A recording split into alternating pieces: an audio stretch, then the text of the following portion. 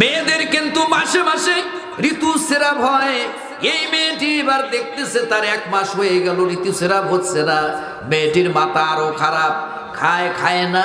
মেয়েটি খুব দুঃখ করে, কি হলো আমার ভাইরা, আমার 1 মাস থেকে 2 মাস হয়ে গেল, ঋতুস্রাবও হয় না। মেয়েটি চিন্তা করে, আমি কি তাহলে সন্তানের মা হতে চলেছি নাকি?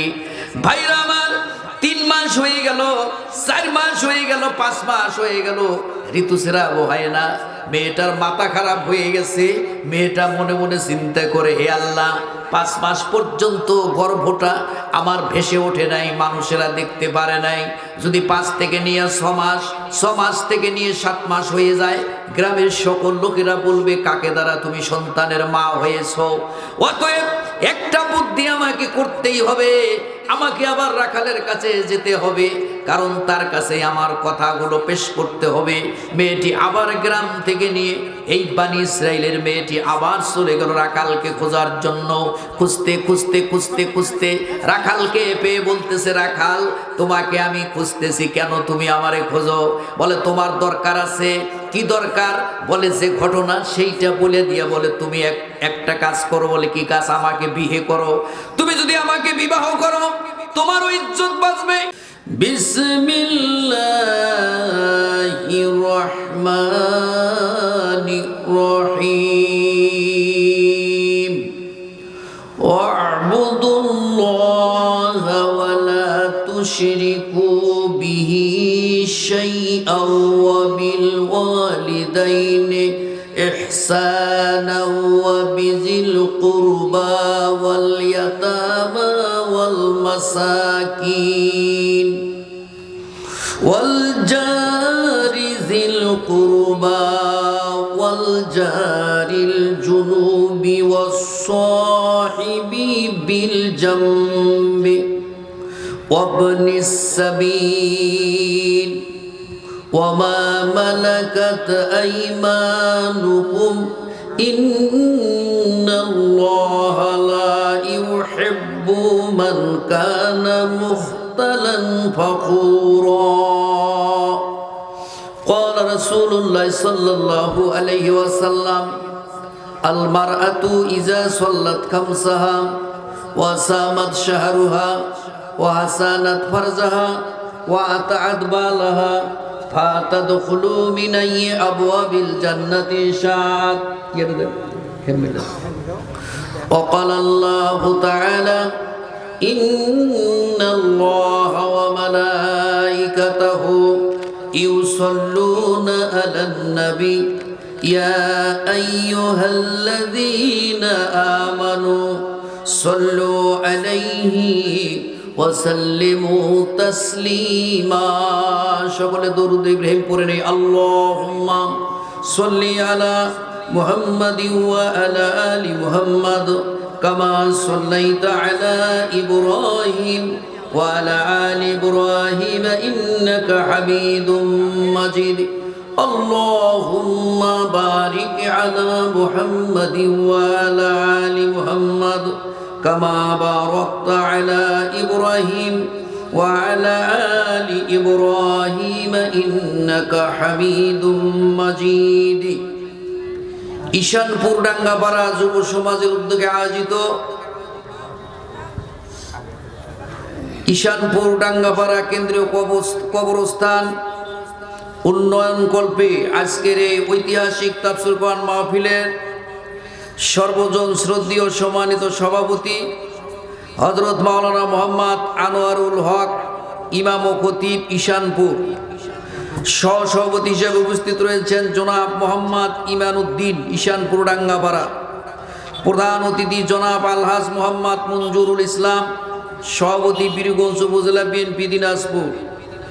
বিশেষ অতিথিবৃন্দ, আমন্ত্রিত অতিথিবৃন্দ সহ আজকের দ্বিতীয় বক্তা হযরত মাওলানা রাশেদুল ইসলাম, হাফেজ মাওলানা নাসির উদ্দিন অন্ধ হাফেজ সাহেব, তৃতীয় বক্তা হযরত মাওলানা রাশেদুল ইসলাম দিনাজপুরি সহ মঞ্চে বসা ওলামায়ে কেরাম, ফজল ও এজাম, সামনে বসা পিতৃতুল্য বয়োজ্যেষ্ঠবিন্দু, সমবয়স্ক ভাই ও বন্ধুগণ, স্নেহের কচি ও কাছারা, পরদার অন্তরারের সুশিক্ষিতা অবলা সরলা নিন্দার পরহেজগার মা বোনেরা, আমি আপনাদেরকে একবার সালাম দিয়েছি, আবারও সালাম দিচ্ছি আপনাদের কাছ থেকে দোয়া নেওয়ার জন্য।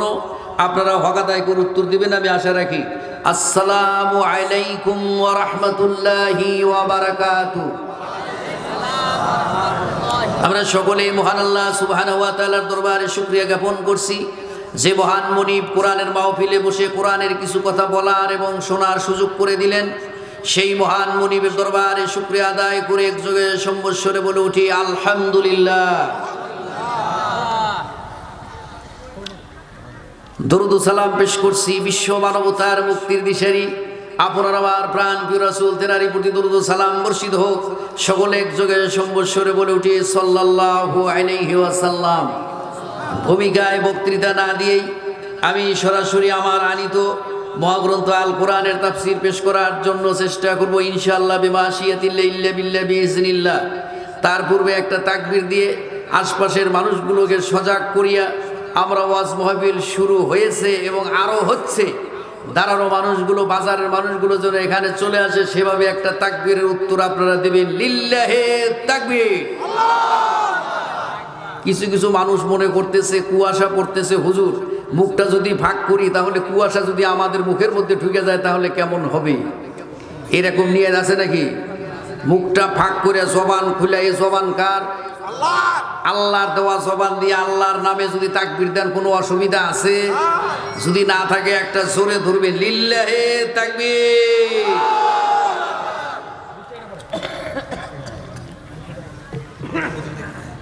মুসলিম আমি, সংগ্রামী আমি, আমি চির রণবীর। আল্লাহকে ছাড়া কাউকে মানি না, আল্লাহকে ছাড়া কাউকে মানি না। লিল্লাহে তাকবীর। পিছনের মানুষ পাথরের মধ্যে বসে আছে, ওরা কয় যতই কোন আমরা বলবো না। আমি বলতেছি এখন একটা ফজিলত শোনেন। আল্লাহু আকবারের ধ্বনি যত দূর দিবেন, আপনার আওয়াজটা যত দূর যাবে, ফাঁকা জায়গাটা আল্লাহ পাক নেক দিয়া বান্দার আমলনামা বড়াইয়া দেয়। তাহলে যারা জোরে বলছেন তারা লাভ হয়েছে না যারা আস্তে বলছে তাদের লাভ হয়েছে? কথাটা আমার বোঝেন নাই? যারা জোরে বলছেন তাদের লাভ হয়েছে না যারা আস্তে বলছেন তাদের লাভ হয়েছে? যারা জোরে বলছে তাদের আওয়াজ অনেক দূরে গেছে, আর যারা আমরা যে দিল্লি তাই তারা খুলে না, ওর আওয়াজ তো গেছে এক হাত, ও নেকি পাইছে এক হাতে, আছে না নাই? তাহলে জবান খুইলা আপনাদের বলার দরকার আছে না নাই? আরে দেন দেখি। বাজি সে দামামা বাদরে আমামা শিরুষ করি মুসলমান, ভয় নেই তোর বাধা যে আছে গলাতে আল কোরআন। লিল্লাহে তাকবীর। আপনারা তো বহু সব পেলেন, মা বোনেরা মনে করতেছে যে পুরুষ তো বহু সব পেল, আমরা তো তাকবীর দিতে পারলাম না, আমাদের সবটা কই? আমাদের ফাঁকা জায়গা কোত্থেকে ভরে? এখন মা বোনদের ফাঁকা জায়গা ভরার পূরণ হওয়ার একটা মনে করেন রাস্তা আছে, সেটা কি? কোনো মহিলা, কোনো আল্লাহর বান্দি সকালবেলা যদি স্বামীকে খাওয়ায়, খাওয়ানোর পরে যখন স্বামী কর্মক্ষেত্রে চলে যায় আর স্ত্রী স্বামীর মহব্বতে জানালা দিয়া অথবা দরজায় দাঁড়িয়ে থেকে, গেটে দাঁড়িয়ে থেকে স্বামীর দিকে দেখতে থাকে যে আমার স্বামী কত কষ্ট করে সারাদিন অফিসে আদালতে খেতে খামারে কত কাজ করে আমাদের জন্য রুজি রোজগার করে, আল্লাহর বান্দাকে তুমি ভালো রেখো, আল্লাহ তার দিকে মহব্বতের দৃষ্টিতে তাকায় থাকে। ভাইরা আমার, কোন মহিলা স্বামীর দিকে সকালবেলা বিদায়ের বেলায় যদি তাকায় থাকে তাহলে ওই মহিলা স্বামীকে যত দূর পর্যন্ত দেখা যাবে ওই ফাঁকা জায়গাটুকু আল্লাহ নেক দিয়া বান্দির আমল নামাটা ভরাইয়া দিবে। তাহলে মা বোনদের নেকি আছে না নাই? থাকে কয়জন ভাই? থাকে। আমাদের এলাকায় কয় যে যায় না, বাড়ি দিয়ে গেলেই তো ভালো, খালি কেটকেটায়। তা আপনাদের এখানকার ভাষা তো আমি বুঝি না, সেটা গাইবান্ধার ভাষায় বলতেছি, কেটর বেটর করে না স্বামী, ভুল ধরে কাজের, এটা তাড়াতাড়ি বাসার দিকে গেলেই তো ভালো হয়, এরকম আছে না নাই? প্রিয় ভাইসা, বক্তৃতা আমি আর সামনে না দিয়েই আপনাদের সামনে চলে যাচ্ছি। খুব মনোযোগে শুনবেন, অল্প সময় বক্তৃতা দিব, খুবই মনোযোগ দিয়ে। বানি ইসরায়েলের ভিতরে একজন যুবক ছিল, নাম হলো জুরাইজ। নাম কি বলেন?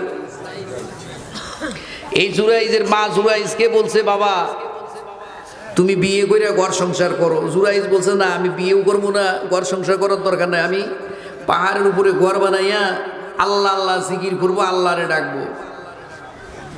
মা বলছে বিয়ে করে ঘর সংসার করো না, ঘর সংসার করবো না।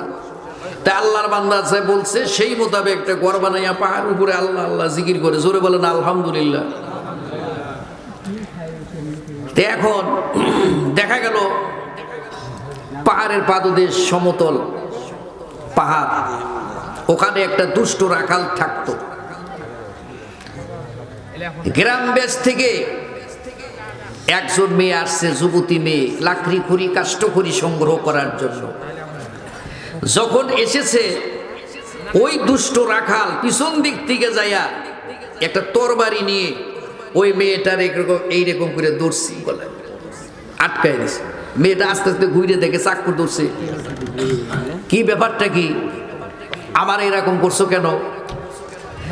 বলতেছে, যা বলি তাই করো। দুষ্ট রাখাল মেয়েটা এই গলার এক জায়গায় এরকম করে পিছন দিক থেকে তরবারি ধরেছে। মেয়েটি এবার আস্তে আস্তে ঘুরে বলতেছে, কি চাও? টাকা নাই, পয়সা নাই, তুমি আমার এরকম করে ধরছো কেন?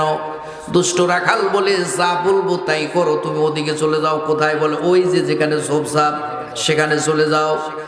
আল্লাহর বান্দি ওই রাখাল মেয়েটিকে নিয়ে ভাইরা ঝোপঝাপের পাশে গিয়ে বলে, এখন তোমার সমস্ত কাপড়গুলো খুলে ফেলে দাও। জোরে বলেন নাউজুবিল্লাহ। দুষ্ট মানুষের দুষ্ট কাজ। মেয়েটি বলে, আমি এ কাজ করতে পারবো না, আমার ইজ্জত খুলতে পারবো না। রাখাল বলে, যদি না খুলো তোমাকে কিন্তু মেরে দিব, এই তরবারিটা একবারে জীবনের মনে শেষ করে দিব। জীবন বাঁচাতে চাও নাকি তোমার ইজ্জত দিতে চাও? ভাইরা আমার, মেয়েটি অসহায় হয়ে ওই দুষ্ট রাখালের কাছে ইজ্জত দিতে বাধ্য হলো। মেয়েটি ইজ্জত দেওয়ার পরে কাষ্ঠখড়ি লাকড়ি খড়ি নিয়ে বাড়িতে যায়, আর মনে মনে চিন্তা করে, আল্লাহ আমার ইজ্জত চলে গেল, কি যে আমার হয়, রাখাল আমাকে এরকম খারাপ কাজ করলো। মেয়েটির মনটার ভিতরে ভাইরা আমার এমন একটা দুঃখের ছাপ লেগে গেছে, চেহারার পরেও একটা ছাপ পড়ে গেছে। বাসায় মেয়েটি যায়, ভাইরা লাকড়ি খড়ি কাষ্ঠি খড়ি রেখে মেয়েটি এবার ঘোরাঘুরি করে, মনের ভিতরে শান্তি নাই। মেয়েদের কিন্তু মাসে মাসে ঋতুস্রাব হয়। এই মেয়েটি এবার দেখতেছে তার 1 মাস হয়ে গেল, ঋতুস্রাব হচ্ছে না। মেয়েটির মাথা আরো খারাপ, খায় না। মেয়েটি খুব দুঃখ করে, কি হলো আমার? ভাইরা আমার 1 মাস থেকে 2 মাস হয়ে গেল, ঋতুস্রাব হয় না। মেয়েটি চিন্তা করে, আমি কি তাহলে সন্তানের মা হতে চলেছি নাকি? ভাইরা আমার 3 মাস হয়ে গেল, 4 মাস হয়ে গেল, 5 মাস হয়ে গেল, ঋতুস্রাব হয় না। মেয়েটার মাথা খারাপ হয়ে গেছে। মেয়েটা মনে মনে চিন্তা করে, হে আল্লাহ, 5 মাস পর্যন্ত গর্ভটা আমার ভেসে ওঠে নাই, মানুষেরা দেখতে পারে নাই। যদি 5 থেকে নিয়ে 6 মাস, 6 মাস থেকে নিয়ে 7 মাস হয়ে যায়, গ্রামের সকল লোকেরা বলবে, কাকে দ্বারা তুমি সন্তানের মা হয়েছ। অতএব একটা বুদ্ধি আমাকে করতেই হবে, আমাকে আবার রাখালের কাছে যেতে হবে, কারণ তার কাছে আমার কথাগুলো পেশ করতে হবে। মেয়েটি আবার গ্রাম থেকে নিয়ে, এই বানি ইসরায়েলের মেয়েটি আবার চলে গেল রাখালকে খোঁজার জন্য। খুঁজতে খুঁজতে খুঁজতে খুঁজতে রাখালকে পেয়ে বলতেছে, রাখাল তোমাকে আমি খুঁজতেছি, কেন তুমি আমারে খোঁজো? বলে, তোমার দরকার আছে। কি দরকার? বলে, যে ঘটনা সেইটা বলে দিয়ে বলে, তুমি একটা কাজ করো। বলে, কি কাজ? আমাকে বিয়ে করো। তুমি যদি আমাকে বিবাহ করো, তোমারও ইজ্জত বাঁচবে, আমারও ইজ্জত বাঁচবে, লোকের কাছে আমরা মুখ দেখাতে পারবো। আর যদি তুমি বিয়ে না করো, আমার যদি হামেলটা প্রকাশ পেয়ে যায়, গর্ভটা যদি প্রকাশ পেয়ে যায়, লোকেরা আমাকে ধরবে, আমি তোমার নাম বলে দিলে তোমাকেও কিন্তু ছাড়বে না গ্রামের মানুষেরা।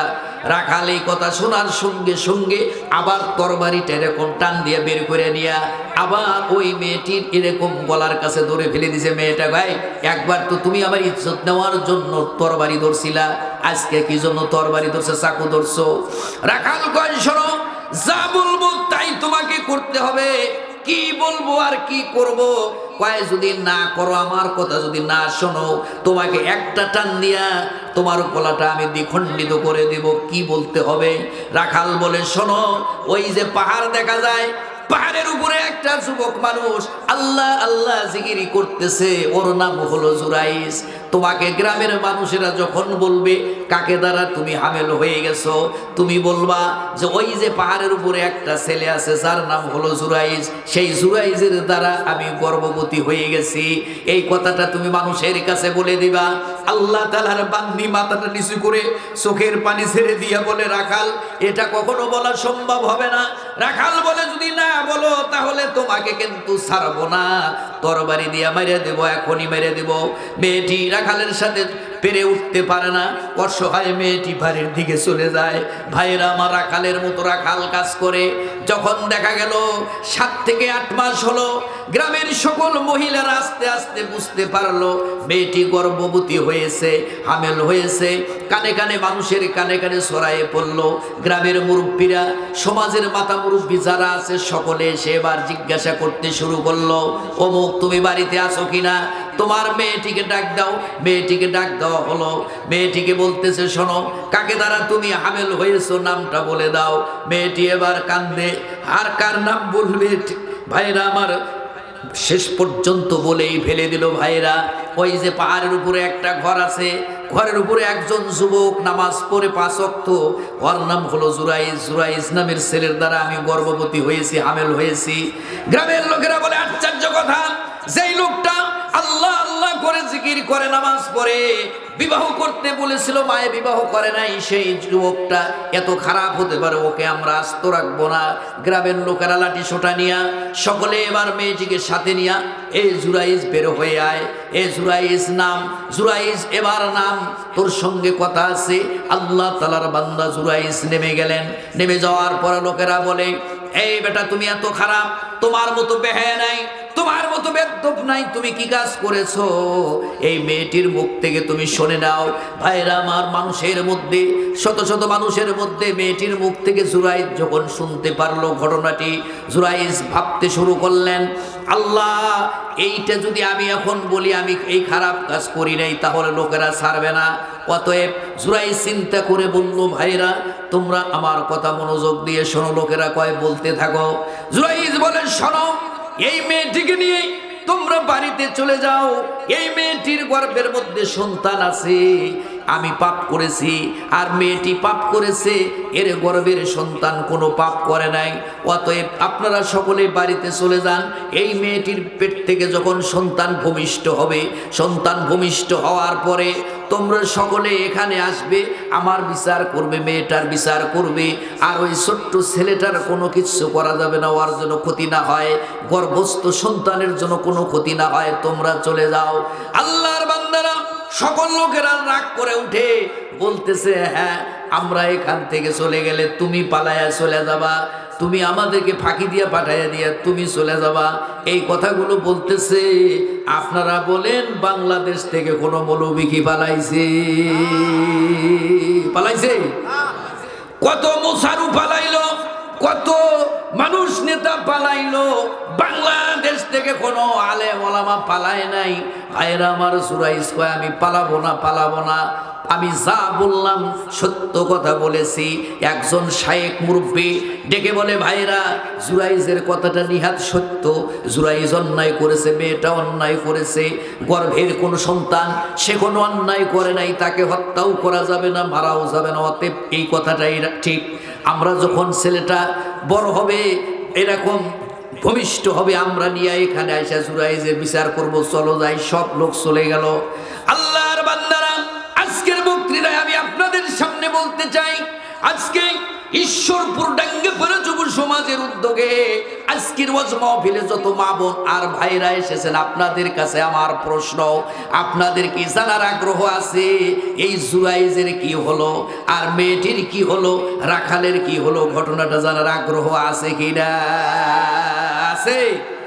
আছে? ভাইরা আমার, এটা আমি বানানো গল্প বলি না, বুখারী শরীফের হাদিস বলতেছি। আপনারা যারা দাঁড়ানো আছেন, পিছনের মানুষ আছেন, বক্তৃতা শোনার জন্য একটু যদি আমাকে পরিবেশ না করে দেন, বক্তৃতা কিন্তু বের হবে না। আমার অন্তর থেকে কথাগুলো বাইর করে নেওয়ার জন্য আপনাদেরকে চেষ্টা করতে হবে। অতএব আপনারা একটু আসেন, আমি আবারও আপনাদেরকে অনুরোধ করছি, ওই দিকের মানুষ এইদিকে কাছে আসেন, আমার কাছে এসে আমি দেখবো বক্তৃতাটা ভালো হবে, আপনারা একটু মহব্বত করবেন। আবার বলতেছি, একটা তাকবীর দেবো, লিল্লাহে তাকবীর।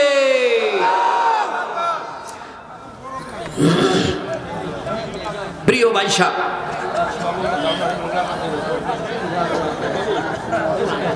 একটু সারা জীবন তো আপনি বক্তৃতা শুনছেনই, অল্প সময়ের কোরআনের তাফসীর আমরাও করব। হ্যাঁ, যারা যাবেন তারা যান। আপনি মনে করেন না যে এই ওয়াজটাই আপনার জীবনে আরো বহু ওয়াজ শুনতে পারবেন? এমনও হতে পারে আমার জীবনের শেষ ওয়াজ আজকেই হতে পারে। বলেন ঠিক না বেঠিক? আমি যে এখান থেকে যাচ্ছি ঘাড় মুড়ি দিয়ে, আমি কি আরো কোনোদিন ওয়াজ শুনতে পারবো বা হে? হ্যাঁ, আমার জীবনে যদি শেষ ওয়াজ আজকেই আল্লাহ লিখে থাকে, তাহলে আজকে যদি ওয়াজটা শুনি, আমাদের এইটার দ্বারাই আমাদের জিন্দেগীর গুনাহ খাতা মাফ হতে পারে। পারে কিনা বলেন? আমি যদি মুনাজাত করি, আপনারা যদি কবরস্থানের পাশে ওয়াজ, সবাই যদি আপনি কবরস্থানের কথা মনে করে কান্দেন, কিয়ামতের ময়দানে আল্লাহ কোরআন শরীফে বলছে, মা ইয়ালফিজু মিন কাউলিন ইল্লা লাদাইহি রাকিবুন আতীদ। জোরে বলেন আল্লাহু আকবার। আল্লাহ বলে, মানুষের জীবনের এমন কোনো কথা নাই আমি আল্লাহ লিপিবদ্ধ করি না, টেপ রেকর্ডারের মতো রেকর্ড করে নিয়ে আসি। ভাইয়েরা আমার, আল্লাহ সব রেকর্ড করে নিয়ে কিয়ামতের ময়দানে শোনাবে। সেই দিন যদি আপনি দেখতে পারেন, জীবনের সব তো দেখা যাবে, আল্লাহ দেখাবে।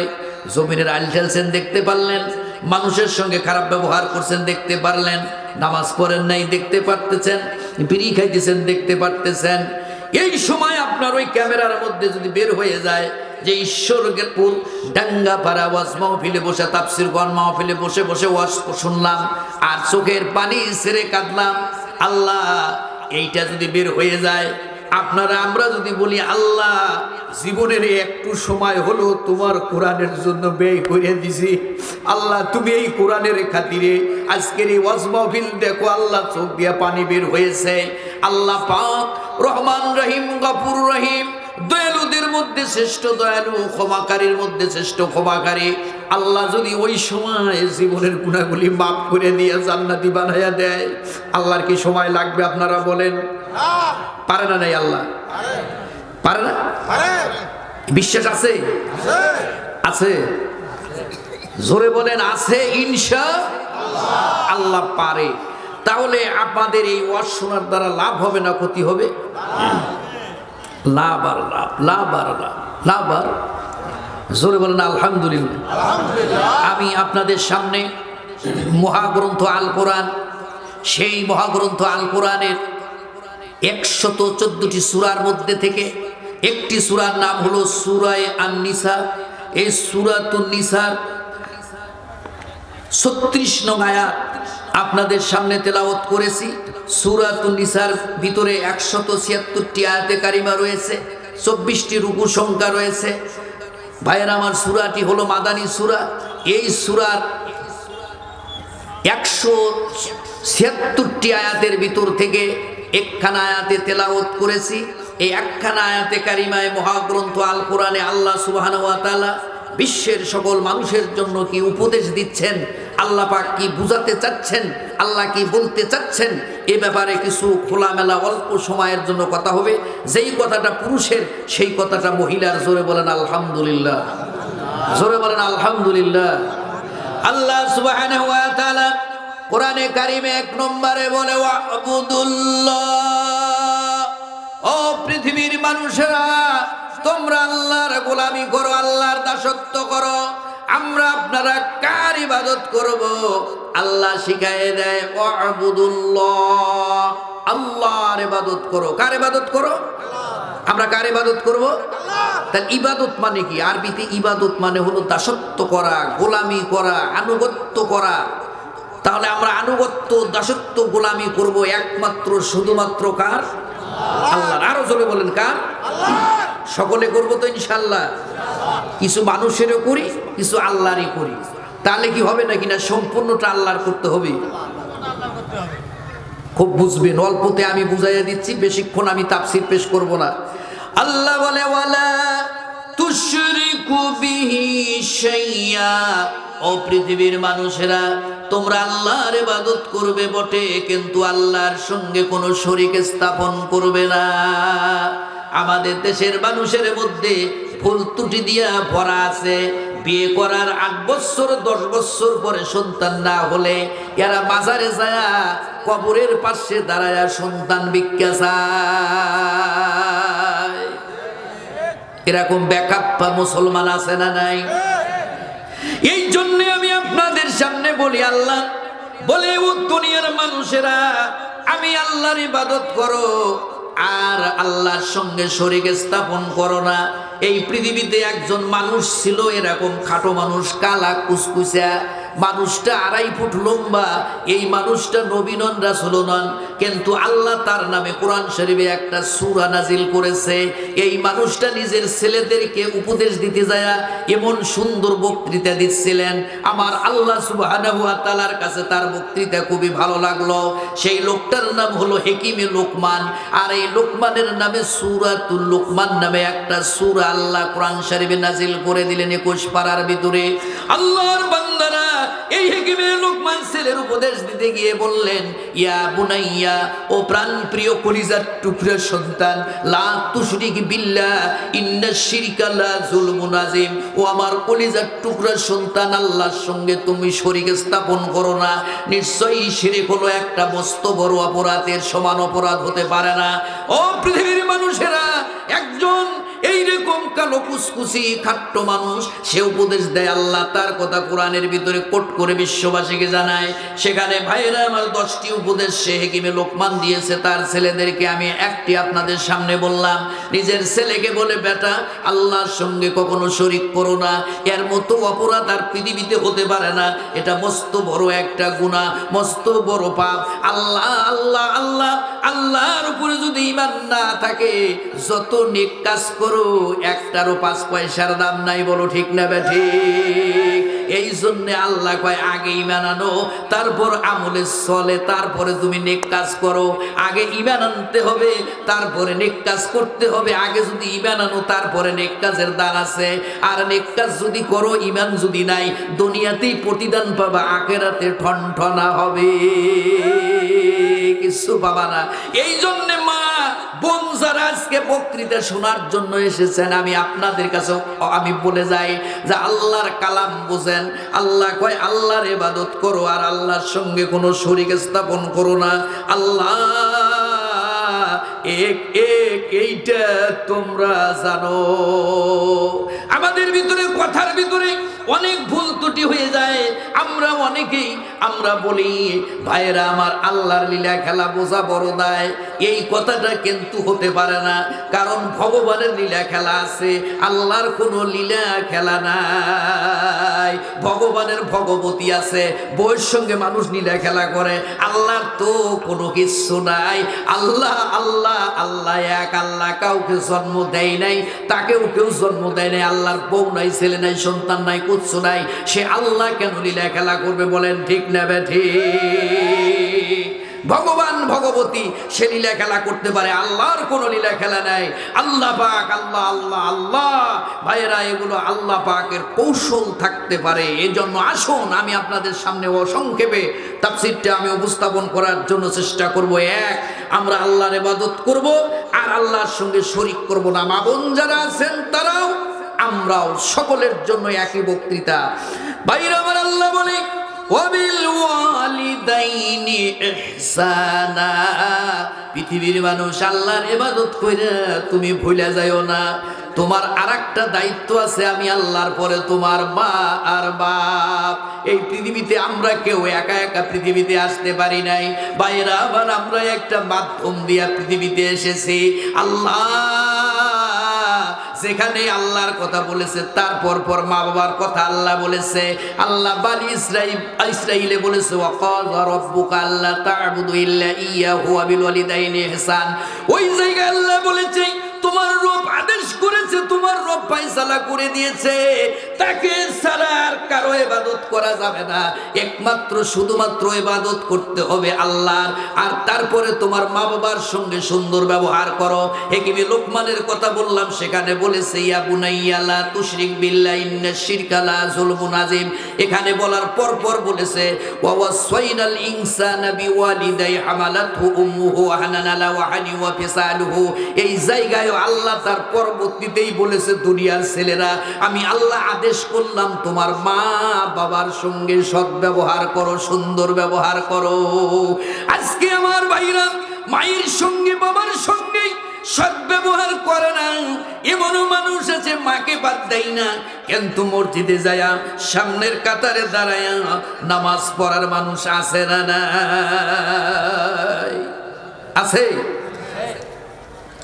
মালিক তুই তুমকার ভাষা বলি, এই যে কনকনে শীত, এই শীতের মধ্যে যদি তুমি মাকে ভালোবাসো, মাকে যদি ভালো চাদর দাও, মাকে যদি তুমি ভালো ভাইয়েরা আমার বাসো কম্বল দাও, রাত্রের গভীর রাত্রে উইটা মার যদি তুমি দেখতে যাও ঘরের ভিতরে, মা বুড়ি মানুষ, মায়ের কম্বলটা ঠিক আছে কিনা, চাদরটা ঠিক আছে কিনা, ল্যাপটা ঠিক আছে কিনা, মা এইটা ঠিক করে যদি দেন তাহলে আপনার সব দিয়া বইরা যাবে। আমি আপনাদেরকে একটা ঘটনা শোনাই ভাইয়েরা, দিলটা নরম করো। রাত গভীর হয়ে গেছে, বেশিক্ষণ বক্তৃতা দেওয়া যাবে না। আপনারা সকলেই জানেন এই পৃথিবীতে একজন নবী ছিলেন যার নাম হলো হযরতে মুসা কালিমুল্লাহ। তিনি আল্লাহকে ডেকে বলেছে হে আল্লাহ আপনি বলেন তো দেখি আমার সঙ্গে কোন লোকটা বেহেশতের ভিতরে যাবে, আমার সঙ্গে জান্নাতি কে হবে, একটু শোনায়া দাও। আল্লাহ কয় মুসা রে, অমুক শহরের ভিতরে একটা গোশত বিক্রেতা কসাই আছে, সেই কসাই তোমার সঙ্গে জান্নাতি হয়ে যাবে। মুসা নবী বলে আল্লাহ আর দুনিয়ায় মানুষ পাইলা না, একটা কসাই ব্যক্তিরে আমার সঙ্গে জান্নাতি বানাইয়া দিবা। আল্লাহ কয় জি হ্যাঁ, ওইটা তোমার সঙ্গে জান্নাতি হবে। মুসা নবী ওই কসাই ব্যক্তির কি আমল করে দেখার জন্য এখান বাড়ির থেকে রওনা হয়ে চলে যাচ্ছে ওই শহরে। সেখানে যায়া এবার দেখতেছে অমুক নামের গোশত বিক্রেতা কোনটা, লোকেরা কয় ওই যে ওইটা। ওইখানে সালাম দিয়ে এবার বলে ভাই আমি হলাম আপনার মুসাফির। আরবের লোকেরা মুসাফির পাইলে খুবই খুশি হয়, মুসাফির পাইলে খুবই খুশি হয়। যেই বলছে মুসাফির বলতেছে মারহাবানা হালানা সাহালানা বইলা, ওই কসাই ব্যক্তি খুশি হইয়া কয় একটু বসেন, ব্যবসা বাণিজ্য করতেছি, আপনাকে নিয়ে বাড়িতে চলে যাব। বাইরে আমার সংক্ষেপে বলি, সব ব্যবসা বাণিজ্য শেষে ভালো ভালো বস্তুগুলো লোকটা রেখে দিয়েছিল, সেইগুলো নিয়া আর মেহমানকে নিয়া বাড়িতে চলে যায়। এবার বলে আপনি এই যে বসার ঘর, এখানে আপনি বৈশা যান, আমি আপনার এখানে ব্যবস্থা করে দিলাম, এখানে থাকেন, রেস্ট নেন, আর আমি বাড়ির ভিতরে যাই। লোকটা ভিতরে যাইয়া আর মুসা নবী দেখি এবার দরজার ফাঁক দিয়া লোকটা কি করে, তার আমল কি কি কাজ করে। বাড়ির ভিতরে ঢুকলো, ঢোকার পরে লোকটা ওই যে গোস্তগুলা নিয়ে আসছিল, ভাত সুন্দর করে গোস্ত ভাইরা আমার ভুনা চড়াইয়া দিছে, ভাত রান্না করেছে, করার পরে এবার আবার ঘরের ভিতরে ঢুকলো। একটা কি যেন এরকম কোলের মধ্যে নেয়, ওইখান থেকে খালি শব্দ আসে, আর কোনো কিছু শোনা যায় না। মুসা নবী দেখে যে কি যেন নিয়ে যায়, ছোট্ট এরকম হয়ে গেছে, বয়সের ভারে মানুষটা কুজো হয়ে গেছে। দেখে একটা মানুষের মতো দেখা যায়, হুয়া করে। ওইটা নিয়ে যখন বাহিরে গেল, পেশাব আর পায়খানা দিয়ে শরীরটা ভর্তি ছিল। এটা ছিল ওই কসাই ব্যক্তির মা। মা সারা দিন উঠতে পারে না, বসতে পারে না, বিছানার মধ্যে পায়খানা করে দিয়েছে। মারে নিয়া এবার গোসলখানায় যাইয়া গোসল করাইয়া এবার সুন্দরভাবে ওই জামাগুলো ফেলে রেখে দিয়া আবার জামা কাপড় পরাইয়া ভাইয়েরা বিছানাটা তুলে দিয়া নতুন একটা বিছানার মধ্যে মারে শোয়াইয়া দিয়া আর ওই সমস্ত কাপড় চুপড়গুলো পানি দিয়া পরিষ্কার করে দিয়া এবার লোকটি ভাতের প্লেটের মধ্যে ভাত আর তরকারি নিয়ে এসে মাকে এবার বিছানার থেকে উঠালেন, দুই উরুর মধ্যে বসায়া নিলেন। কয় মা তুমি এখন খাও, আমি তোমারে খাওয়াই। মারে উরুর মধ্যে বসাইয়া নিয়া লোকমা বানায়, লোকমা বানাইয়া মায়ের মুখের মধ্যে দিয়া দিছে। মা জনম দুঃখিনী ছেলের দিকে তাকায় আর কাঁদে, দুইটা গালের এই দিক দিয়ে পানি মার বের হয়ে যাচ্ছে। বাইরে আমার মা বলে, বাবা এমন একটা দিন ছিল তুমি যখন ছোট্ট ছিলা তোমারে আমি এইভাবে করি, আমার কোলের মধ্যে বসাইয়া চাঁদ মামার গান শোনাইয়া তোমারে খাওয়াইতাম। বাবারে তুই আমারে ঘুরাইয়া দিলি প্রতিদানটা, যেভাবে তোরে খাওয়াইছিলাম তুই আমারে কোলের মধ্যে বসাইয়া তুই আমারে খাওয়ালি। বাবারে তোর মতো সন্তান পৃথিবীতে কয়জনের হয়? খাওয়া দাওয়া শেষ হয়ে গেল। কসাই ব্যক্তির মা আল্লাহ যেই সন্তানটা আমারে আল্লাহ এত সুন্দর করে যত্ন করে খাওয়ালো, এই সন্তানটাকে আল্লাহ আমার কলিজার টুকরা সন্তানকে আল্লাহ বর্তমান যুগের নবীর সঙ্গে আল্লাহ রাসূলের সঙ্গে আল্লাহ পয়গম্বরের সঙ্গে তুমি হাসরে করে দিও। মা দোয়া করতেছে। এবার মুসা নবী ডাক দিয়ে কয় ভাই কাজ হয়েছে কিনা? এবার মুসা নবীর কথা শুই না লোকটা কয় একটু বসেন আমি আসতেছি।